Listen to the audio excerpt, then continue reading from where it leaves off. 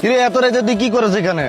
কিছু না ভাই, বই আছে। ব্যাগে কি আছে? জামা কাপড়। আর কিছু নাই? টাকা পয়সা? টাকা পয়সা আছে ভাই, কিন্তু বেশি নাই। বেশি লাগবো না। ভাই টাকা লইলে আমার ঝামেলা হয়ে যাবো ভাই। আমি বিপদে পড়ে যাবো ভাই। ভাই বিপদে পড়ে যাবো ভাই। রাস্তাঘাটে চিন্তাই করতেছ? আমি চিন্তা করতেছি মানে হাত নামায় কথা বলে তুই কথা কবি না কিন্তু।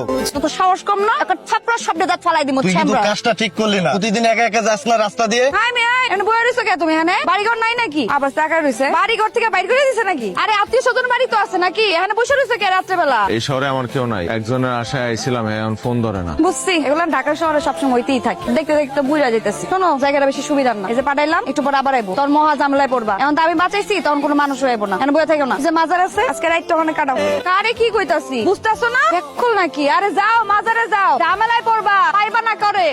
ভাই আমার মানি ব্যাগটা তো পাইতেছি না। ব্যাগের মধ্যে কিছু টাকা ছিল, এটাও তো পাইতেছি না। ভাই আমি তো রাইতে বেলা ওই মাজারে ঘুমাইছি, কেউ লয়ে গেল কিনা ভাই আমার টাকা? গুলিস্তানে বহুত দান্দাবাজ দেখছি, সবারই একই কাহিনী, বেশি কথা না কয় টাকা দে। ভাই বিশ্বাস করেন ভাই, আসিল তো ভাই, আমি পাইতাছি না ভাই। এত কথা শুনে দেওয়ার দরকার নেই, টাকা আছে টাকা দে। ভাই বিশ্বাস করেন।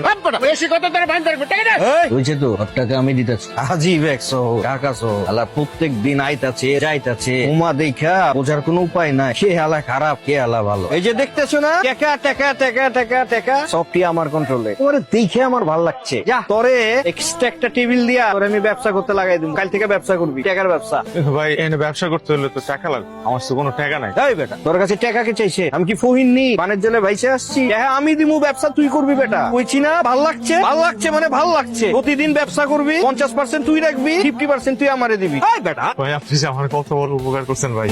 আমি কিন্তু আপনার সব সময় খবর নেই। কি রূপবান, আমি তোমার জিগাই না দেখা হইলে চাচি আম্মা কেমন আছে? ঠিক আছে। ওই যে দেখছেন চাচি আম্মা, আমি যে কামে আইছি কামটা কিন্তু আপনার করে দিতে হইব। আপনি কিন্তু আমার জবান দেন। ও হইতেছে গোলাম, ও হচ্ছে গোলাম, খুবই ভালো পোলা। সালাম দে। আসসালামু আলাইকুম। ওয়ালাইকুম সালাম। গোলামের লগে আমার আজকেই পরিচয় হয়েছে। আজকে আমি ওরে আমার ব্যবসার কাজে লাগাই দিব বলে ডিসিশন নিয়ে লয়েছি। কাল থেকেও আমার ব্যবসার কাজে করব। আমি পুঁজিপাটি দিমু, ও বিজনেস করবো। ও মা, এটা কেমন কথা? নতুন পরিচয় হয়েছে, এত টাকা পয়সার ব্যাপার, আর তুমি ব্যবসাতে বসাই দিছো। চাচি আম্মা, আমি যে বিজনেসটা করি না পুরাই হচ্ছে ট্রাস্টের বিজনেস।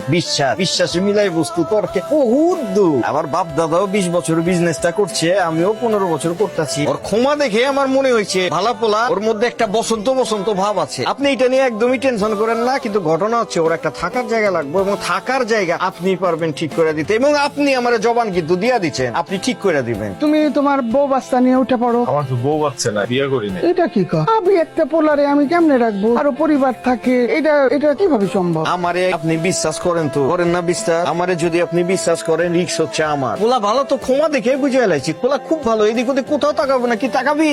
কোনো কাম করলাম